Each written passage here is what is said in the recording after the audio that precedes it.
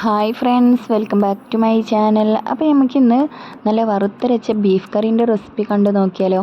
അപ്പോൾ വീഡിയോ ഫുള്ളായിട്ട് തന്നെ കാണാം കേട്ടോ. അപ്പോൾ ഇതാ ബീഫ് കറി റെഡിയാക്കി എടുക്കാൻ വേണ്ടിയിട്ട് ഞാനിവിടെ സ്റ്റൗവിലൊരു കുക്കറാട്ടോ വെച്ചിട്ടുള്ളത്. കുക്കർ ചൂടായതിനു ശേഷം ഇതിലേക്ക് നമുക്ക് വെളിച്ചെണ്ണ ഒഴിച്ച് കൊടുക്കാം.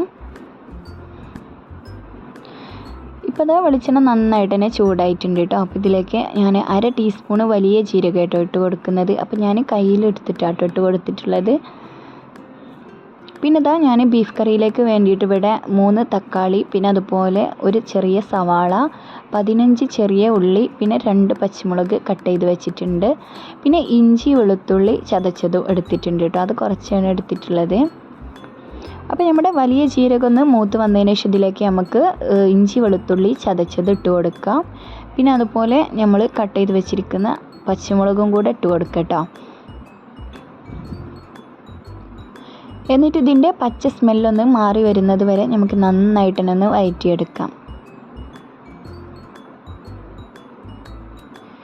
അതിനുശേഷം ഇതിലേക്ക് നമ്മൾ അരിഞ്ഞു വെച്ചിരിക്കുന്ന ചെറിയ ഉള്ളി അതുപോലെ സവാള ഇത് ചേർത്തിട്ട് നന്നായിട്ട് തന്നെ ഒന്ന് വഴറ്റിയെടുക്കാം. അപ്പോൾ ഇതാ നമ്മുടെ ഉള്ളിയൊക്കെ വഴന്ന് വന്നതിന് ശേഷം ഇതിലേക്ക് നമുക്ക് പൊടികൾ ചേർത്ത് കൊടുക്കാം കേട്ടോ. അപ്പോൾ ഇതാ 2 ടേബിൾ സ്പൂണ് മുളക് പൊടി ചേർത്ത് കൊടുക്കുക. പിന്നെ 2 ടേബിൾ സ്പൂണ് മല്ലിപ്പൊടി, പിന്നെ 1/2 ടീസ്പൂണ് മഞ്ഞൾപ്പൊടിയും കൂടെ ചേർത്ത് കൊടുക്കുക കേട്ടോ.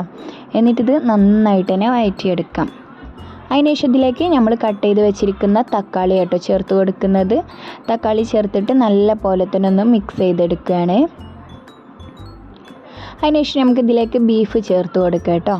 അപ്പോൾ ഞാനിവിടെ 1 കിലോ ബീഫാട്ടോ എടുത്തിട്ടുള്ളത്.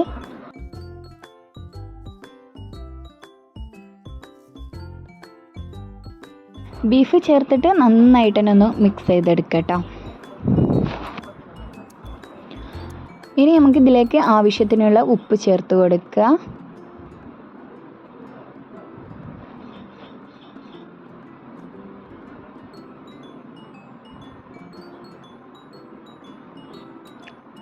ഇനി ആവശ്യത്തിനുള്ള വെള്ളം കൂടെ ചേർത്ത് കൊടുക്കുക കേട്ടോ. അപ്പോൾ നമ്മുടെ ബീഫ് വെന്ത് വരാൻ ആവശ്യമായിട്ടുള്ള വെള്ളം ഒഴിച്ചു കൊടുക്കുക. പിന്നെ നമുക്ക് എത്രത്തോളം കറി വേണം അതിനനുസരിച്ചിട്ടൊക്കെ നോക്കിയിട്ട് വെള്ളം ഒഴിച്ചു കൊടുക്കുക കേട്ടോ. ഇനി നമുക്ക് കുക്കർ അടച്ച് വെച്ചിട്ട് ഒരു 6 വിസിൽ വരുന്നത് വരെ വേവിച്ചെടുക്കാം. പിന്നെ ഇതാ നമുക്ക് കറിയിലേക്ക് വേണ്ടിയിട്ടുള്ള തേങ്ങ വറുത്തെടുക്കാം. അതിന് വേണ്ടിയിട്ട് ഇതാ ചൂടായ പാനിലേക്ക് വെളിച്ചെണ്ണ ഒഴിച്ച് കൊടുക്കാം. പിന്നെ ഞാനിവിടെ തേങ്ങയിലേക്ക് ഒരു 1/2 ടീസ്പൂണ് വലിയ ജീരകത്തിൻ്റെ പൊടി കേട്ടോ ചേർത്ത് കൊടുത്തിട്ടുള്ളത്. പിന്നെ കുറച്ച് ചെറിയ ഉള്ളിയും കൂടെ എടുത്തിട്ടുണ്ട്. ഇത് നമുക്ക് പാനിലേക്ക് ഇട്ട് കൊടുത്തിട്ട് നന്നായിട്ട് തന്നെ വറുത്തെടുക്കാം. പിന്നെ ലേശം കറിവേപ്പിലയും കൂടെ ചേർത്തിട്ടുണ്ട് കേട്ടോ. എന്നിട്ട് ഇതാ നന്നായിട്ട് തന്നെ വറുത്തെടുത്തിട്ടുണ്ട്. ഇനി ഇത് ചൂടാറിയതിന് ശേഷം മിക്സിൻ്റെ ജാറിലേക്ക് ഇട്ട് കൊടുക്കാം.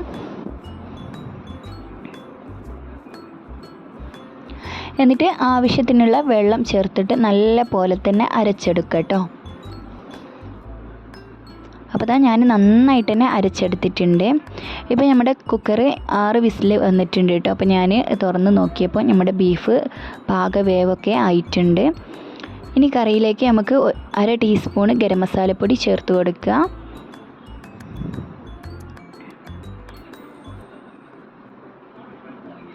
അതിനുശേഷം ഇതിലേക്ക് നമ്മൾ അരച്ച് വെച്ചിരിക്കുന്ന തേങ്ങൻ്റെ അരപ്പാട്ടോ ഒഴിച്ച് കൊടുക്കുന്നത്. അപ്പോൾ ഇതാ നമ്മൾ അരച്ച മിക്സിൻ്റെ ജാറിലേക്ക് ലേശം വെള്ളം കൂടെ ആക്കിയിട്ട് ഒന്ന് മിക്സ് ചെയ്തിട്ട് അതും ഒഴിച്ച് കൊടുത്തിട്ടുണ്ട്. അതിനുശേഷം ഇതാ നന്നായിട്ട് തന്നെ കറി ഒന്ന് മിക്സ് ചെയ്തെടുക്കുക കേട്ടോ.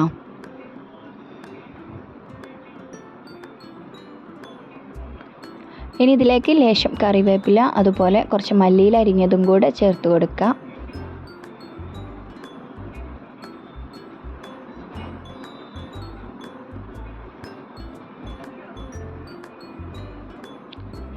ഇനി ഇത് നമുക്കൊന്ന് തിളപ്പിച്ചെടുക്കാം. അപ്പോൾ ഇതാ ചെറുതായിട്ടൊന്ന് തിളച്ച് വന്നപ്പോൾ ഞാൻ ഫ്ലെയിം ഓഫ് ചെയ്തിട്ടുണ്ട് കേട്ടോ. പിന്നെ അതിനുശേഷം ഒരു പാനിലേക്ക് ലേശം വെളിച്ചെണ്ണ ഒഴിച്ച് കൊടുക്കുക. എന്നിട്ട് 2 ചെറിയ ഉള്ളി അരിഞ്ഞതും ലേശം കറിവേപ്പിലയും കൂടെ മൂപ്പിച്ചെടുക്കുക കേട്ടോ. അപ്പോൾ ചെറിയ ഉള്ളി മൂത്ത് വരുമ്പോൾ ഇതിലേക്ക് 1 ടീസ്പൂണ് മുളക് പൊടി ചേർത്തിട്ട് നന്നായിട്ട് തന്നെ ഒന്ന് വഴറ്റിയെടുക്കാം. ഇനി ഇത് നമുക്ക് കറിയിലേക്ക് ഒഴിച്ച് കൊടുക്കാം.